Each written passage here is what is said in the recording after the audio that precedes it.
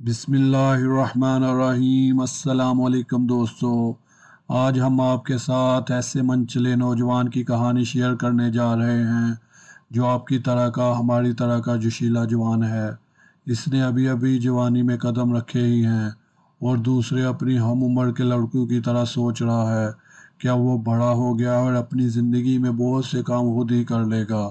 وہ ابھی اپنی جوانی کے جوش میں پہاڑوں کو سر بھی کرنا چاہتا ہے اور ہواؤں کے ساتھ اڑنا اور پانی کی موجوں سے تیز بہنا بھی چاہتا ہے۔ اور یہ بری بات نہیں ہے کہ انسان کے ارادے بڑے ہونے چاہیے تاکہ وہ زندگی میں آنے والے اتار چڑھاؤ سے گزرنے کا ہنر سیکھ سکے اور زندگی کو قریب سے جان سکے۔ مگر یہاں جو کرنے والی بات یہ ہے کہ ایسے حالات سے گزرنے اور ان کے مطابق ڈلنے کے لیے ہمیں کسی نہ کسی کی رہنمائی کی ضرورت ہوتی ہے، ایسی لوگوں کی جنہوں نے ہم سے زیادہ زندگی گزاری ہو اور ان کے تجربات بھی مختلف ہوں تاکہ وہ گاہے بگاہے ان تجربات سے مستفید کرتے رہیں۔ تو چلتے ہیں ہماری کہانی کی طرف۔ اچھی لگے تو دوسروں کے ساتھ شیئر ضرور کریں اور ہمارے چینل کے ساتھ بنے رہیں۔ کہانی کچھ ایسے شروع ہوتی ہے۔ ایک بچے کے والدین ہر سال اسے ٹرین میں اس کی دادی کے پاس گرمیوں کی چھٹیاں گزارنے کے لیے لے جاتے، پھر وہ اسے چھوڑ کر اگلے دن واپس آ جایا کرتے تھے۔ پھر ایک سال ایسا ہوا کہ بچے نے ان سے کہا، میں اب بڑا ہو گیا ہوں، اگر اس سال میں دادی کے پاس اکیلا چلا گیا تو کیا ہوگا؟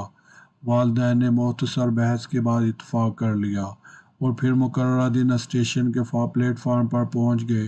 والد نے جو ہی کچھ سفر کی ہدایت دینا شروع کی تو بیٹا اکتاہٹ بڑے لہجے میں کہنے لگا، ابا جان، میں 1000 مرتبہ یہ ہدایات سن چکا ہوں۔ اور ٹرین کے روانہ ہونے سے ایک لمحہ پہلے اس کے والد اس کے قریب آئے اور اس کے کان میں سرگوشی کی، یہ لو، اگر تم خوف زدہ ہو جاؤ یا بیمار ہو تو یہ تمہارے لیے ہے، اور اپنے بچے کی جیب میں کچھ ڈال دیا۔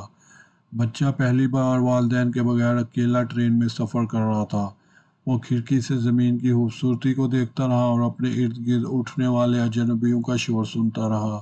کبھی اپنی سیٹ سے اٹھ کر کیبن سے باہر نکلتا تو کبھی اندر چلا جاتا، یہاں تک کہ ٹرین کے ٹی ٹی نے بھی حیرانگی کا اظہار کیا اور اسے بغیر کسی ساتھی کے اکیلے سفر بارے سوال کیا۔ اسی طرح ایک عورت نے اسے گھوڑا ہی تھا تو یہ اداس ہو گیا۔ لڑکا شدید الجھن میں تھا کہ یہاں تک کہ اس نے محسوس کیا کہ اس کی طبیعت ٹھیک نہیں ہے۔ پھر وہ خوف زدہ ہو گیا، یہاں تک کہ وہ اپنی کرسی سے گر گیا اور اس کی آنکھیں آنسو سے بھر گئی۔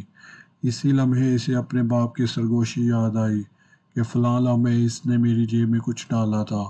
اس نے کانپتے ہوئے ہاتھوں سے جیب میں تلاش کیا تو چھوٹا سا کاغذ ملا۔ اس نے اسے کھولا تو لکھا تھا، بیٹا، میں ٹرین کے آخری ڈبے میں ہوں۔ زندگی میں ایسے ہی والدین اپنے بچوں کے پروں کو چھوڑتے ہیں، انہیں خود پر اعتماد دلاتے ہیں، لیکن جب تک زندہ ہیں آخری کیبن میں موجود رہتے ہیں، اس لیے کہ یہ ان کے لیے تحفظ کے احساس کا ذریعہ ہے۔